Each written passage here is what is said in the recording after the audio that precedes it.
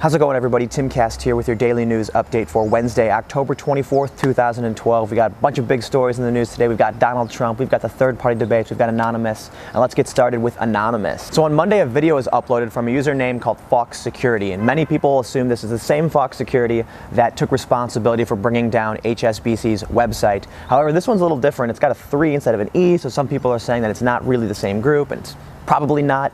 Well, the reason it's probably not is that this group made a bomb threat and allegedly has 200 kilograms of explosives in a government building that they hope to detonate on November 5th. As pointed out in most of the comments on the video, it's totally absurd that YouTube has allowed this video to stay up for over 2 days when it's calling for an open attack on a government facility. I've seen videos of babies dancing with a song playing in the background that got pulled in 20 minutes. The video put up not too long ago with Anonymous calling out Amanda Todd's bully got pulled almost instantly when they named an individual. And now we've got a video from an account calling for an open attack on a government facility, and it's been sitting up there for 2 days.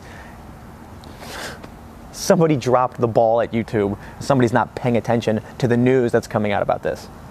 But let's move on to the next story. We've got Donald Trump putting out his big announcement today, and everyone's wondering what it's going to be, and it's kind of nothing.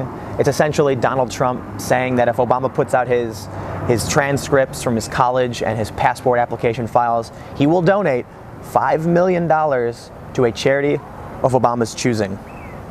Now, of course, many people are already upset that he's dangling $5 million in front of charities. He actually named a few, and that's probably the most offensive part to everybody.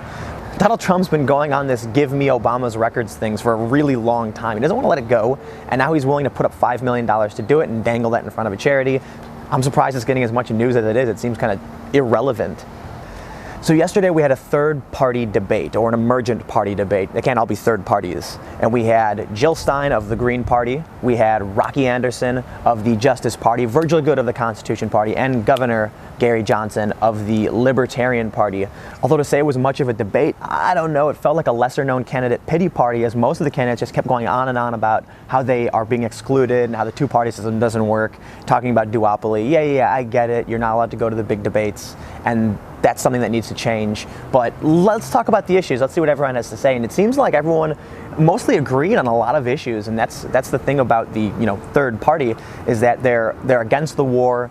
They're against the war on drugs. They're against a lot of these things. They all seem to agree, but the big difference would be you've got Jill Stein and Rocky Anderson openly calling for free public university. You've got Virgil Goode and Gary Johnson saying that you just can't afford things like that and it's time to balance the budget. So we get a lot of that same left-right-wing paradigm, although in this case, everyone's kind of like, let's stop killing people. But it is great to see that people are starting to recognize the third-party candidates. We had Gary Johnson interviewed on YouTube Politics. We had Jill Stein and Gary Johnson also doing Ask Me Anythings on Reddit. So people are starting to pay attention, and this is a really great thing. These issues don't just have two sides or two answers. It's not just black and white. So getting more voices involved will be pretty important, and I look forward to seeing that change happen, and hopefully it will through social media and the internet and technology and cool stuff like that. So as always, make sure to follow me on Twitter at Timcast and subscribe to my YouTube channel for more videos. Keep an eye out. There's a big project in the works, and hopefully I can get it going soon. The International Media Affairs spokesperson for the government of Bahrain, here's what he had to say. CNN responded to that article very thoroughly. They